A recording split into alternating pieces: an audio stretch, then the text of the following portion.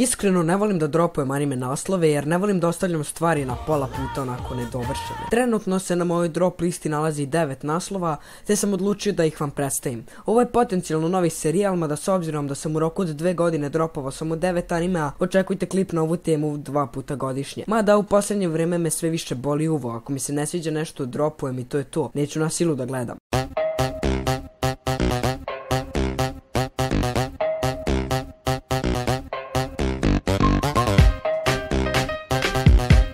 Prvi na ovoj listi jeste Black Clover. Njega nisam dropao jer mi se nije svideo ili jer se Asta dere ko da ga siluju crnci.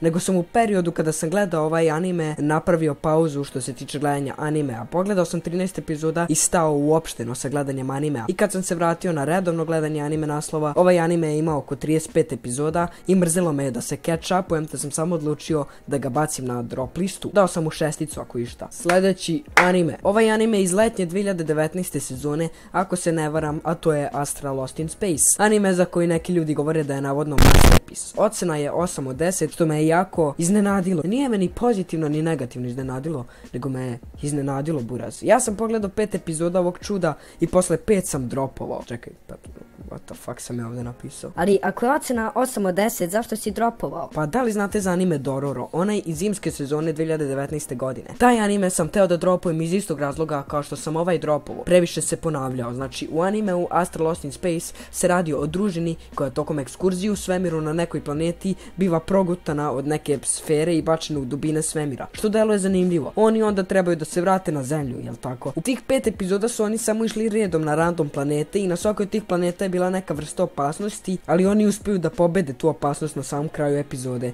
I ja više nisam mogao to da trpim i da gledam jer mi je bilo jebeno dosadno, pa sam ga samo dropovao i dao ocenu 5. Možda grešim, možda anime postaje zanimljiviji vremenom, ali meni stvarno nije bio. Sljedeći anime. Boruto Naruto Next Generations.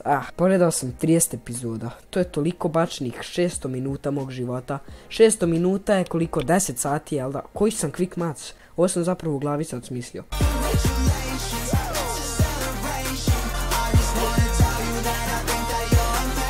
Ovo sam zapravo u glavi sad smislio. Šokirani smajli. Znači, apsolutno se ništa nije dešavalo. Bacio sam jedan drop na ovaj naslov i ocenu 3 sam dao. Sljedeći anime. To the Abandoned Sacred Beasts. Još jedan letnji anime koji sam dropao iz razloga što je mapa usrala stvari, odnosno učinila ga dosadnima. A kako je to uradila? U mangi je misterija ko je zapravo glavni negativac i ko je izdao ili šta već se desilo, dok je mapa odlučila da u prvoj epizodi prikaže ko je glavni negativac, tako da ono sve vam je jasno, 3 od 10. Sljedeći anime, Assassin's Pride. Jednostavno nisam mogao da gledam ovaj trash. Dosadan glup anime sa jako lošim power sistemom, 2 od 10. Sljedeći anime, Plunderer.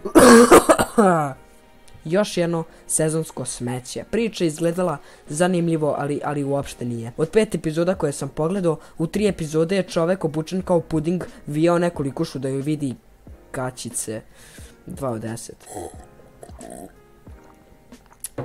Sljedeći anime, Sorcerer's Stabber Orphan, kako god da se ovo čita. Ali znate šta je ironija? Ironija je kada napraviš remake na anime iz 90-ih i uradiš ga lošije od istog. Mislim, šta je ovo? Dosadno, dosadnije ne može biti, animacija je loša. Ali čekaj, koji je to studio? Da li je moguće da je neko toliko to usrao? Pa sad je sve jasnije. 2 od 10. Sljedeći anime, Granbelm. Šta je ovo uopšte? A da, okej. Pa pokušat ću da vam ispričam ovaj anime kako se sećam, a da mi je sve onako u magli jer sam prvu epizodu ovoga gledao u 2 ujutru. Uglavnom radi se o nekoj loli devojčici koja je zaboravila nešto u školi, pa se uveče vraća po to nešto, a škola naravno radi uveče i onda ona neku magiju ode u neki drugi svijet koliko se ja sećam i posle toga bude random bacanje magije bez ikakvog power sistema i posle toga se ne sećam apsolutno ničega. Ne znam i da li sam ovo ištubo. A znate kako, ovo je original, tako da nisam ništa ni očekivao od ovoga. Ako ne znate šta je original, original vam je kada studio napravi anime, odnosno nema mangu niti light novelu, nego samo studio uzme i smisli i napravi anime. Tako da prilično je smeće. I za kraj kao šlag na tortu, Tokyo Ghoul Red 2.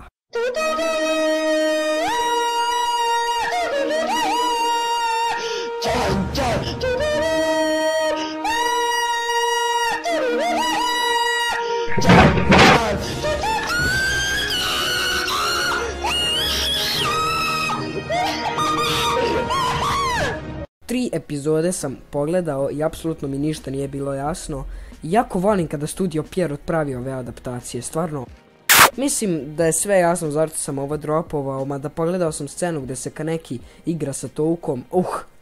Remek delo, 10 od 10. To je to što se tiče ovog klipa, ako vam se svidio bacite taj like, subajte se na kanal da dođem više do 600 subova, fali 10 ljudi, tako da ne znam šta čekaš, ako se nisi subo baci sub, baci komentar u tvojoj listi anime koje si dropovao, a mi se ljudi vidimo u narednom videu. Pozdrav!